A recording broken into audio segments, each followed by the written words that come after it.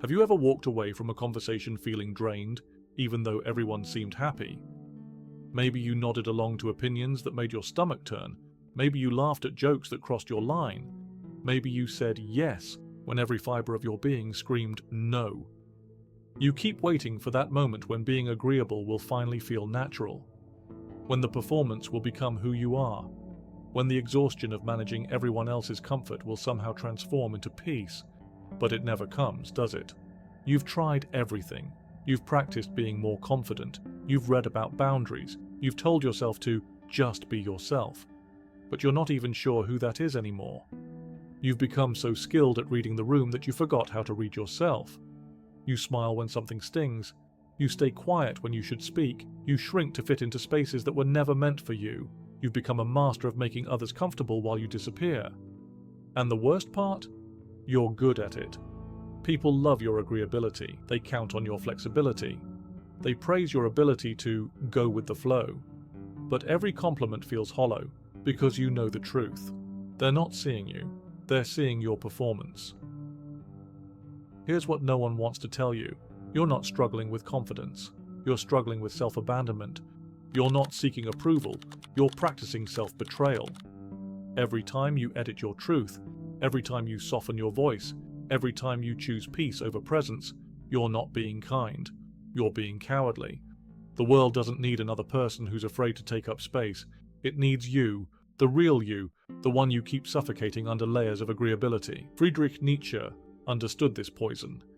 He wrote about people who slowly destroy themselves by constantly suppressing their truth. He called it a sickness of the soul, the gradual erosion of self that comes from choosing comfort over courage, again and again. Nothing on earth consumes a man more quickly than the passion of resentment, he wrote. But he wasn't talking about resenting others. He was talking about the resentment that builds when you betray yourself daily, when you become your own worst enemy.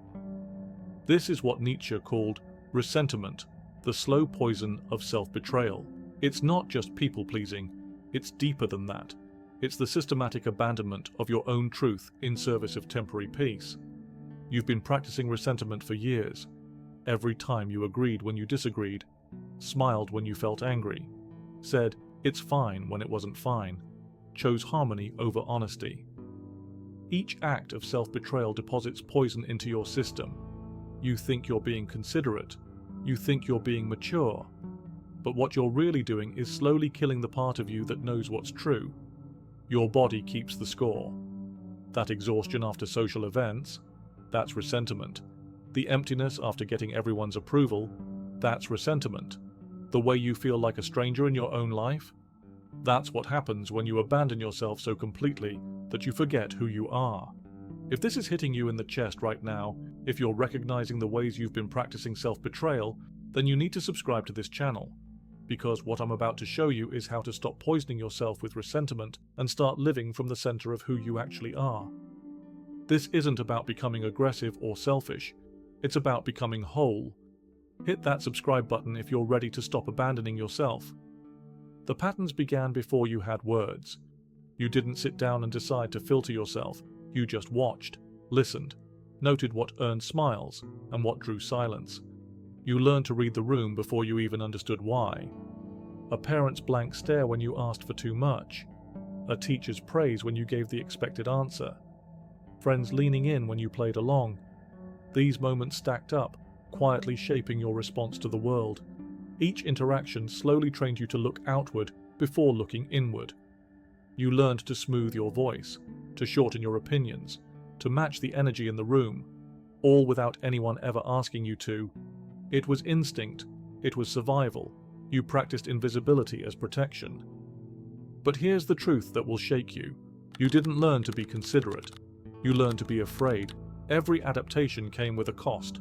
A voice quieted, a truth delayed, a part of you that waited for permission to show up.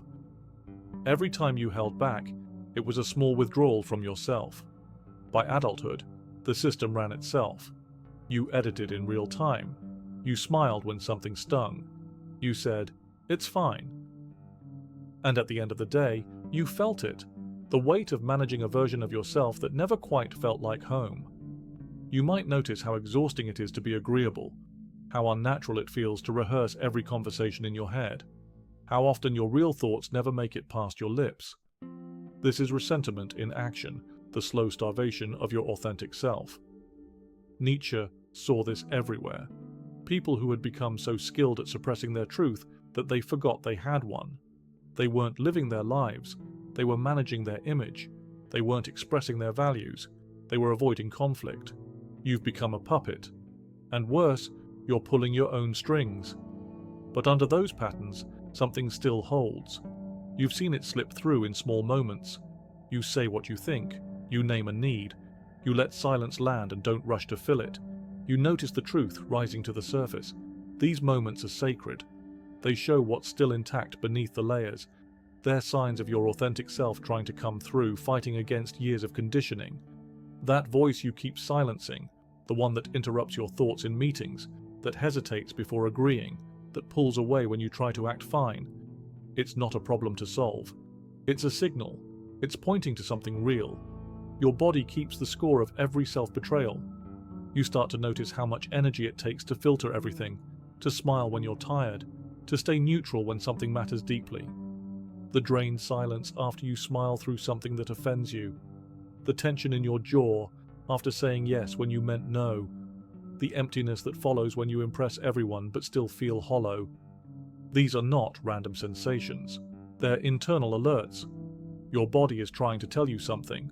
You're abandoning yourself. And it's killing you. That truth doesn't come from peace. It comes from friction, from refusing to abandon yourself, from making the choice to become every day. He called it becoming who you are, not discovering some hidden self, but creating yourself through honest engagement with life. At bottom, Nietzsche wrote, every man knows well enough that he is a unique being, only once on this earth. That truth deserves expression, not the sanitized version you think people want to hear. The real truth, the one that makes you uncomfortable, the one that might not get applause. You are not here to blend in, you are here to become. But becoming requires you to stop practicing resentment. It requires you to stop betraying yourself in service of temporary comfort. It requires you to choose truth over approval, presence over performance, authenticity over agreeability. This won't always feel empowering. Sometimes it feels uncertain, even lonely. But that discomfort is information. It shows you're stepping out of the roles you were trained to play. So how do you begin to heal from years of self-betrayal? Start with awareness.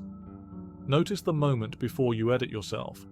That split second when your truth rises up and you decide to push it down. Don't judge it. Just see it. Practice one honest sentence. Say what you think without cushioning it for comfort. Let one real opinion reach the surface. Don't clean it up. Don't walk it back. Just let it exist. Let your body tell the truth. Your shoulders drop when you stop performing. Your breath slows when you stop managing everyone else's emotions. Your face shows what you feel when you stop hiding. Refuse to negotiate your worth. You don't need to explain why you feel what you feel. You don't need to soften your presence to earn space. You don't need a script to be worthy of the moment. Choose presence over performance. Show up with less effort but more weight. Your presence starts saying what your words used to avoid. People feel the difference, even if they can't name it. Here's what I want you to do. Comment below and tell me about one moment when you chose truth over comfort. What happened? How did it feel? What did you learn about yourself?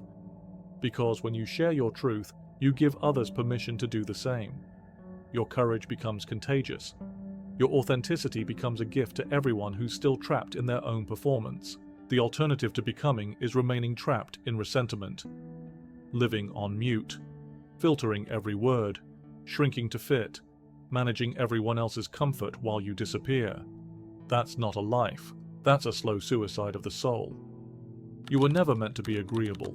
You were meant to be undeniable. The people who are meant for you won't need you to shrink. The life you want won't require you to disappear to fit. You're here to use your voice. It's already yours, and when you use it fully, you speak with impact. You lead by example. This is the quiet work of adulthood, reconnecting with who you were before you learned to negotiate for your right to exist, then learning to speak in a voice that reflects the truth of who you are. You don't have to burn down everything. This isn't about rebellion, it's about presence. It's about recognizing when you're shrinking and choosing not to. You still care about people, you still want connection, but you stop negotiating your worth in every interaction. Every day, you get to choose. Will you practice resentment, or will you practice becoming? Will you betray yourself for temporary peace, or will you honor yourself with lasting truth? Will you shrink to fit, or will you take up the space you were meant to occupy? The choice is yours. But understand this, every time you choose truth over comfort, something inside realigns. You stop writing emails that erase your personality. You stop over-explaining your no. You stop managing every reaction before it happens. You begin to move with less weight. You breathe deeper. You stand taller. Not from resolution, but from ending the negotiation for your own permission. Don't stop here. If you're ready to go deeper into what it means to stop abandoning yourself, the next video will show you exactly how to build unshakable self-respect. It's called The Psychology of Self-Respect, and it continues everything we started here. You're not broken, you're not weak, you're just buried under years of conditioning, but every moment of truth brings you closer to who you really are. And that person is worth fighting for.